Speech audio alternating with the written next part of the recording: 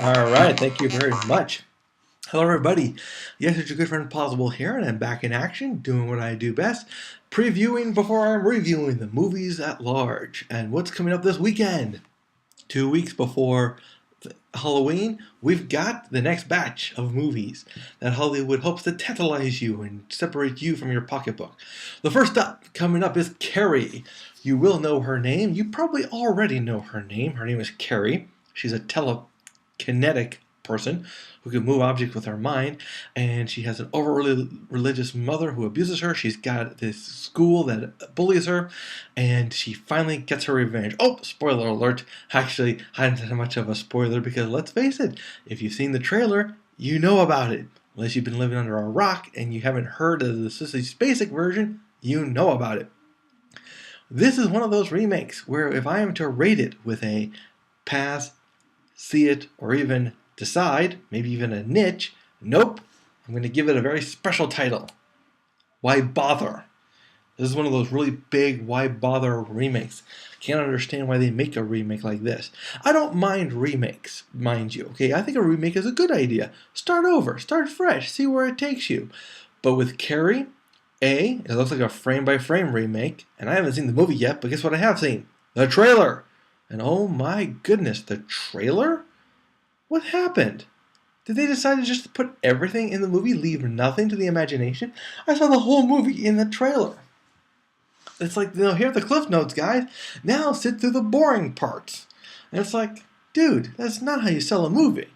So this movie gets a why bother. If you're going to see Carrie, just see the original. You know, it's Sissy Spacek. Sissy Spacek. Try to say that 3 times fast.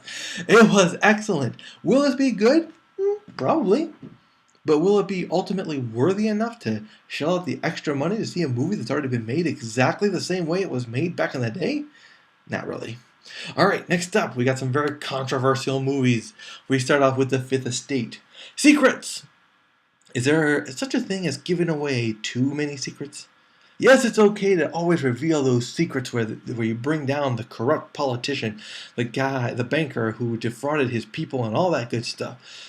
But what if those secrets actually threaten national security, or worse, lives? Actual people are put at risk when those secrets are revealed.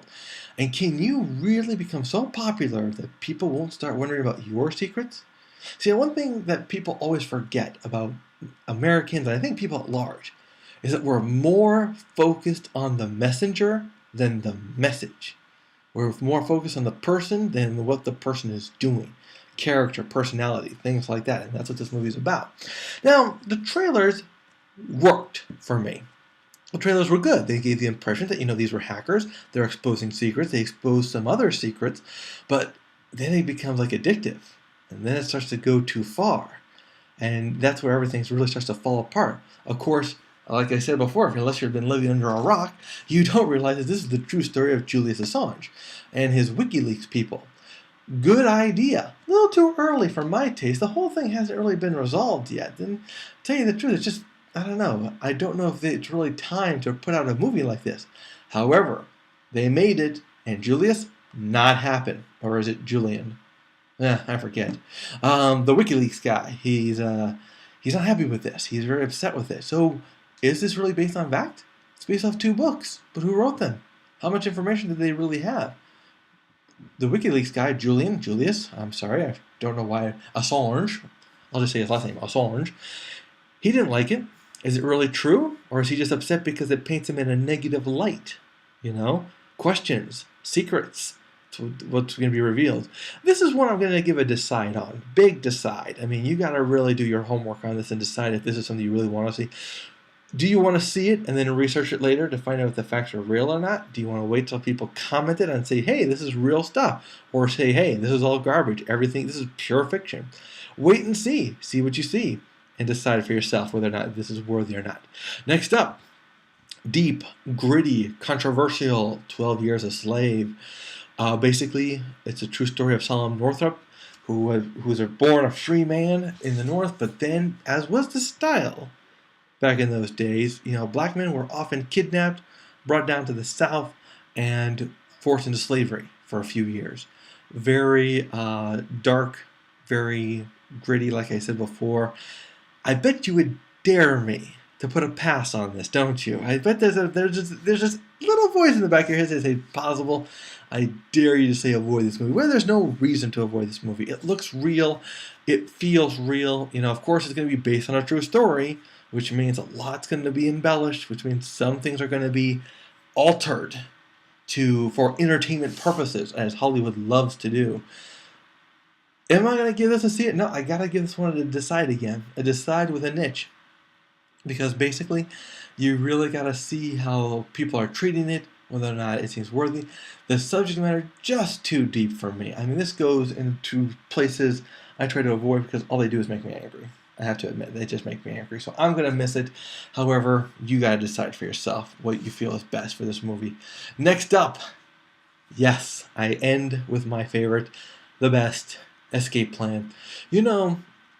These were the guys growing up who were my heroes. You got Stallone, you got Schwarzenegger, big, tough guys who actually got the job done. They're back in action.